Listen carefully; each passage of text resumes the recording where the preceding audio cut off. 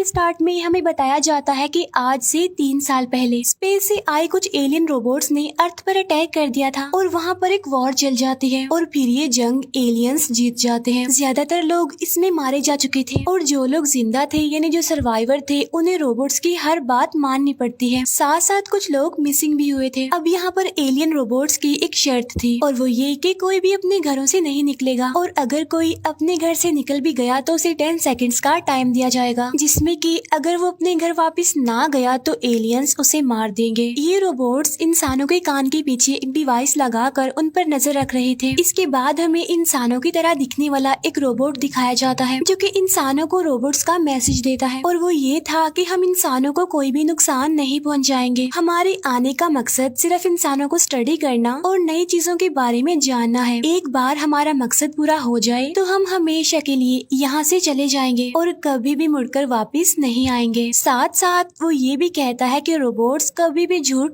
नहीं बोलते। इसके बाद हम एक आदमी को देखते हैं जो कि हर टाइम नशे में ही रहता है। वो अपने घर से बाहर आकर रोबोट्स को बुरा भला कहने लगता है, उन्हें गालियाँ देता है क्योंकि रोबोट्स ने उसकी वाइफ को मार दिया था। तभी वहाँ एक रोबोट आकर उस आदमी को घर के अंदर जाने के लिए 10 सेकंड्स का टाइम देता है, लेकिन वो आदमी घर के अंदर जाने की बजाय रोबोट्स को और ज्यादा गालियाँ देने लगता है, जिस पर वो रोबोट उस आदमी को मार डालता है। तभी इस आदमी का बेटा रोते हुए वहाँ पर आता है। अब यहाँ पर रोबोट्स इस बच्चे को भी घर के अंदर जाने के लिए 10 सेकंड्स का टाइम देते हैं। ये सब कुछ वहाँ पर खड़ी एक लेडी और उसका बेटा शॉन भी देख रहे थे। वो दोनों चिल्लाकर उस बच्चे को घर के अंदर जाने का कहते हैं, लेकिन वो बच्चा उनकी बात नहीं मानता। और अब जैसे ही वो रोबोट्स उस बच्चे को मारने वाले होते हैं कि तभी स्माइट नाम का एक आदमी वहाँ पर आकर रोबोट्स को रोक देता है। असल में स्माइट रोबोट्स के लिए काम करता था, लेकिन इन रोबोट्स को उसने कैसे रोक लिया ये हम आगे जानेंगे। स्माइट उस बच्चे की जान बचा लेता है और वो उस लेडी को इस बच्चे का ख्याल रखने के लिए कहता है। इस पर वो लेडी स्माइट को थैंक्स कहती है। असल में स्माइट ने उस बच्चे को इसलिए भी बचाया था क्योंकि वो इस लेडी यानी शॉन की मदर को लाइक करता था और उसे इम्प्रेस करने के लिए उसने ऐसा किया। उसी घर में हम शॉन के 2 फ्रेंड्स को भी देखते हैं जो दोनों सिबलिंग्स थे। उनमें लड़के का नाम निक था। ये दोनों भी नीचे आकर उनके साथ बैठ जाते हैं। जब स्माइट और शॉन की मदर बातें कर रहे थे तो निक स्माइट के बारे में बुरा भला कहने लगता है, जिसकी वजह से स्माइट वहाँ से चला जाता है। शॉन जो कि काफी टाइम से अपने फादर को ढूंढने की कोशिश कर रहा था। असल में शॉन के फादर इंसानों और रोबोट्स की फाइट के दौरान ही मिसिंग हो गए थे और अपने फादर को ढूंढने के लिए शॉन बहुत सारी बॉल्स को काट कर उसमें अपने फादर के स्केच और इन्फॉर्मेशन को रखता है। ऐसा करने के बाद वो उन बॉल्स को काफी दूर दूर तक फेंकता है। उसमें शॉन ये भी राइट करता है कि अगर किसी को मेरे फादर के बारे में पता है तो वो मुझे रिप्लाई जरूर करे। इसके बाद टाइम ऐसे ही गुजरता रहता है और फिर हम देखते हैं कि शॉन, उसके फ्रेंड्स और वही बच्चा मिलकर प्ले स्टेशन को रिपेयर कर रहे होते हैं। तभी उनमें से शॉन के फ्रेंड निक को काफी जोर से इलेक्ट्रिक शॉक लगता है, जिसकी वजह से वो दूर जाकर गिरता है और जब निक की बहन उसे उठाती है तो वो देखती है कि निक के कान के पीछे जो डिवाइस लगी हुई है वो अब बंद हो गई है, यानी डीएक्टिवेट हो गई है। तब ये देखकर वो सारे काफी खुश होते हैं क्योंकि उन्हें पता चल चुका था कि उस डिवाइस को कैसे डीएक्टिवेट कर सकते हैं। इसके बाद वो सभी अपने डिवाइसेस को इलेक्ट्रिक शॉक देकर बंद कर देते हैं। फिर वो रोबोट से बचते हुए पास के ही एक म्यूजियम में चले जाते हैं। वहाँ पर उन्हें बहुत सारे चॉकलेट्स मिलती हैं जिन्हें खाकर वो काफी इंजॉय करते हैं। तभी उस बच्चे को वहाँ पर एक बॉल मिलती है और ये वही बॉल थी जिसको शॉन फेंका करता था।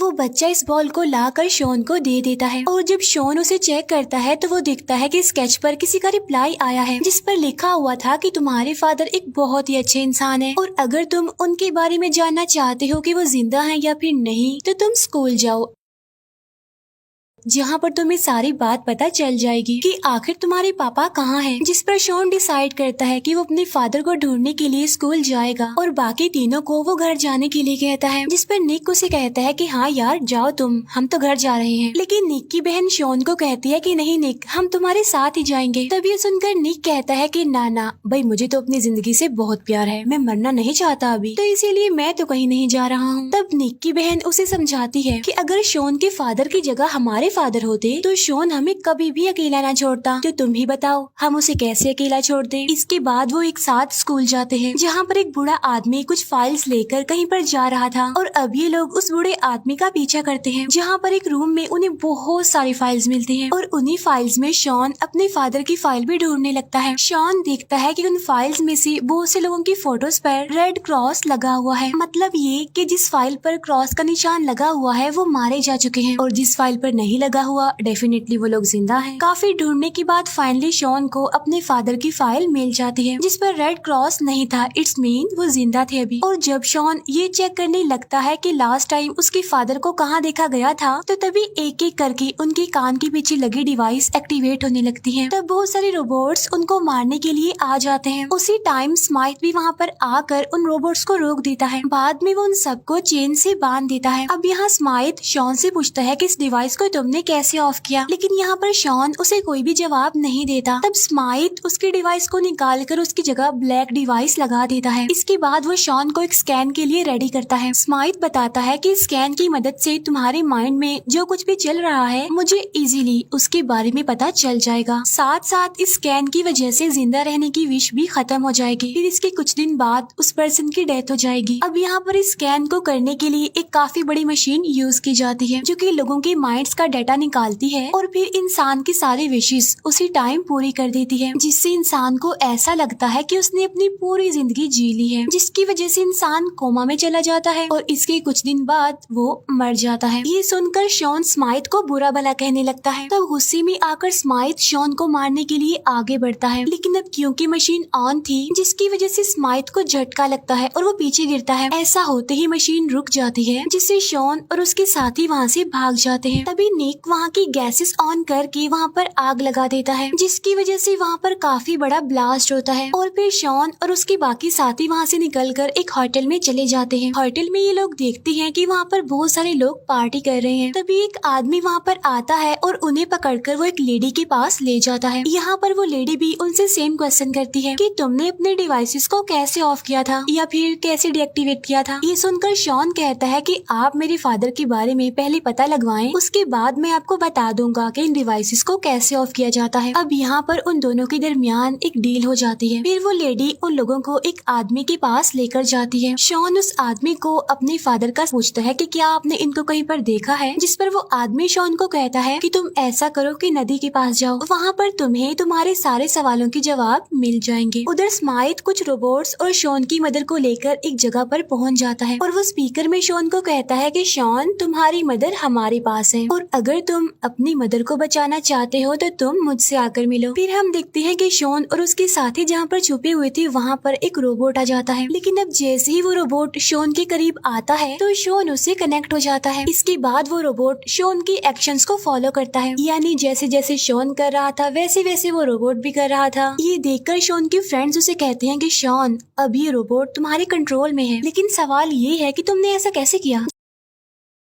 जिस पर शॉन कहता है कि शायद वो ब्लैक डिवाइस लगने की वजह से मैं इसे कंट्रोल कर पा रहा हूँ। शॉन ये भी कहता है कि मैं इस रोबोट की मदद से अपनी मदर को बचा लूंगा। इसके बाद ये लोग बचते बचाते उस लोकेशन पर पहुँच जाते हैं जहाँ स्माइथ ने उन्हें बुलाया था। वहाँ पहुँचकर शॉन स्माइथ को धमकी देता है कि तुम मेरी मदर को मेरे हवाले कर दो वरना मैं तुम सबको मार डालूंगा। इसीलिए स्माइथ उसकी मदर को वहाँ पर ले आता है, लेकिन स्माइथ शॉन को कहता है कि तुम जैसे ही अपना ध्यान इस रोबोट से हटाओगे तो ये तुम्हें मार देगा। जिस पर शॉन उसे कहता है ओह आई सी, बताने के लिए थैंक यू। इसके बाद वो उस रोबोट की बैटरी निकाल लेता है, जिसकी वजह से वो रोबोट डीएक्टिवेट हो जाता है। फिर ये सारे लोग शॉन की फादर को ढूंढने के लिए निकल जाते हैं। फिर हम देखते हैं स्माइथ को जो कि एक मेडिएटर से मिलता है और वो उसे शॉन के बारे में सारी बात बता देता है। मेडिएटर यानी एक ऐसा रोबोट होता है जो इंसानों जैसा ही होता है। मेडिएटर स्माइथ से कहता है कि मुझे शॉन जिंदा चाहिए और तुम जल्द से जल्द उसे वापस लाओ, और अगर तुमने ऐसा ना किया तो हम तुम्हें भी स्कैन कर देंगे, जिसका अंजाम तुम जानते ही हो। तब ये बात सुनकर स्माइथ काफी डर जाता है और वो बहुत सारे रोबोट्स को अपने साथ लेकर शॉन के पीछे जाता है। असल में यहाँ मेडिएटर का काम सभी रोबोट्स को कंट्रोल करना था और यही था जो उनके मिशन को लीड भी कर रहा था। उधर शॉन और बाकी सब अपने डेस्टिनेशन पर पहुँच जाते हैं, जहाँ बड़े बड़े पत्थरों पर लिखा हुआ था कि सर्वाइवर्स कहाँ पर हैं और उन्हें कहाँ पर ढूंढा जाए। शॉन की मदर वहाँ दूर एक छोटे बच्चे को देखती है, लेकिन जैसे ही ये लोग उस बच्चे की तरफ जाने लगते हैं तो वो बच्चा